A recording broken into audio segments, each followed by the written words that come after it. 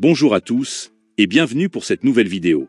Au programme du jour, nous allons faire le tour de l'actualité autour du FC Barcelone, avec notamment la date de retour de Dani Olmo, Fermín López et Gavi, qui est désormais connu, l'ancien milieu de terrain du Barça et légende du football Andrés Iniesta, qui a pris sa retraite, ainsi que de l'avancée des travaux et de la potentielle date de retour au Camp Nou. Puis en fin de vidéo, on fera le point sur toutes les rencontres de la 9e journée de la Liga, le point classement et les statistiques de meilleurs buteurs et passeurs du championnat pour le moment. N'hésitez pas à liker ou à disliker la vidéo pour me soutenir, et à vous abonner à la chaîne si ce n'est pas encore le cas. Merci à tous pour votre soutien et bon visionnage.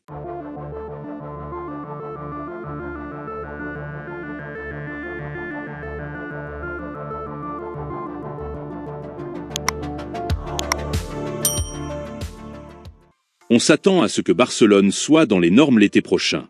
Si cela se produit, le club envisage de recruter un joueur offensif, 2 arrières latéraux et un gardien de but pour concurrencer Ter Stegen au poste de numéro 1.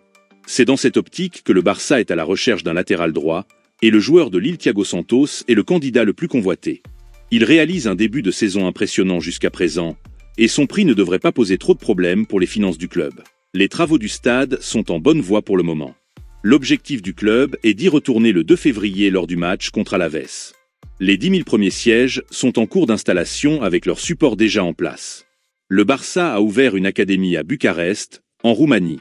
Les jeunes pépites seront surveillées et si elles sont au niveau, elles auront un accès plus facile à la Masia.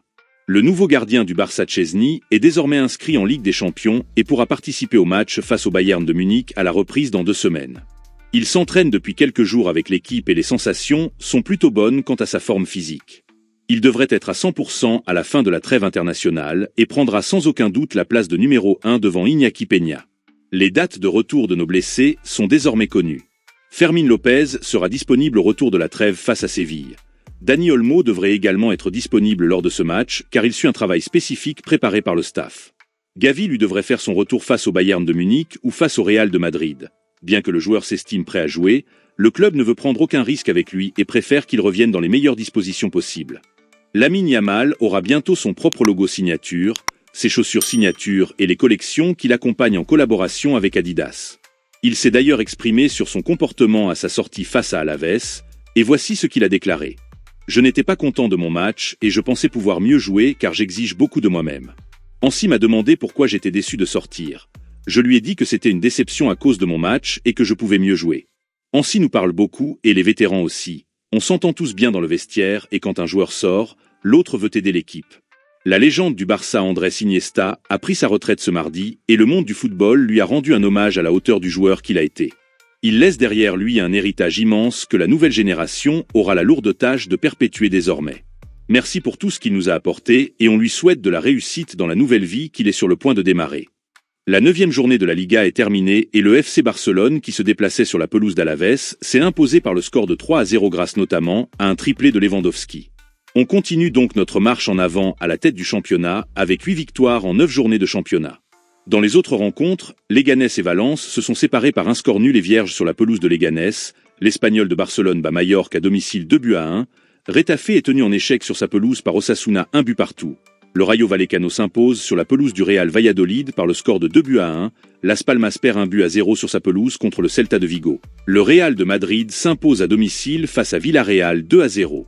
Girone s'impose face à l'Athletic Bilbao 2-1, Séville s'adjuge le derby sévillan sur sa pelouse 1-0, et enfin la Real Sociedad arrache le point du match nul à domicile 1 but partout face à l'Atlético de Madrid. Au classement, le FC Barcelone reste premier du championnat avec 24 points au compteur, suivi par le Real de Madrid 2e avec 21 points, et de l'Atlético de Madrid et Villarreal avec 17 points chacun. Valence est 18e au classement avec 6 points et est le premier relégable, Valladolid est avant-dernier avec 5 points et Las Palmas est dernier avec seulement 3 points en 9 journées de championnat. Au classement des buteurs, Lewandowski grâce à son triplé caracole seul en tête avec 10 buts au compteur, suivi par Ayoze Pérez avec 6 buts, Giovanni Lo Celso, Kylian Mbappé et Rafinha ferment le peloton avec 5 buts chacun.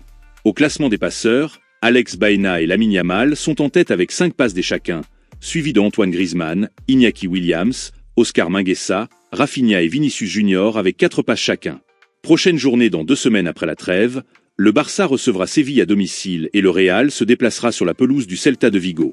Si vous voulez plus d'actualité football, J'ai lancé la chaîne Football Lovers Europe où je traite les 4 autres grands championnats, à savoir la Ligue 1, la Première Ligue, la Serie A et la Bundesliga. À chaque journée, il y aura un résumé complet des résultats des différents matchs, les classements généraux et des buteurs tout au long de la saison. Il y aura aussi un peu d'actualité telles que les rumeurs mercato ou encore les blessures et suspensions de joueurs. N'hésite pas à y faire un tour et à t'abonner si le contenu t'intéresse. Merci à toi d'avance. La vidéo arrive à son terme. Prenez soin de vous et à demain pour une nouvelle vidéo.